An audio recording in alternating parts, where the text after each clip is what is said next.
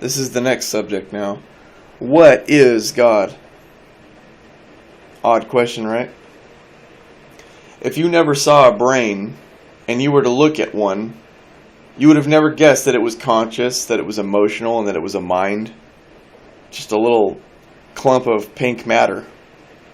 Looked like a seaweed. It looked like something out of the ocean or something. Some kind of a...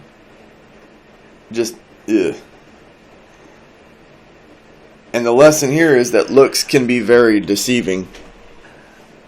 I suspect... I don't claim to know anything. Okay? I suspect that energy is conscious. And that God is energy. It can't be created or destroyed. It has no beginning or end. And it is theoretically unlimited. What does that remind you of? This whole world of matter came from energy. And when it collapses, it's going to return back to energy. God is the causeless power that created the first cause that spawned this existence. In a world of causality, first cause is an illogical idea, and yet it must be so. The fact our very existence makes no sense. That something always had to be before it.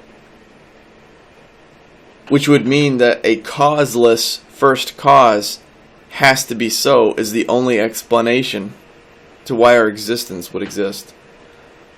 Something came from nothing because it either had to, or something beyond this material existence wanted it to.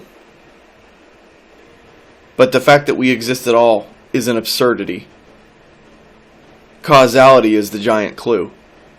That something always had to come before it, and something always had to come before that, etc., etc. It's how we think, because that's how our world is. But the idea of that something could just be causeless, have no beginning or end, it blows our mind. We don't understand it because we've not lived in an existence like that. We don't understand how that could be.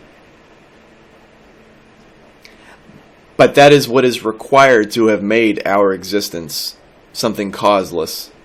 And like I said, either our existence had to be created as part of some kind of just a natural process, or something wanted it to be created. I like to think of it as like how God planted the seed. He set up the world of causality, and the seed grew into all kinds of things, good and bad. And He harvests only the good by choosing what He wants to remember, and then also chooses what He wants to forget. That's it.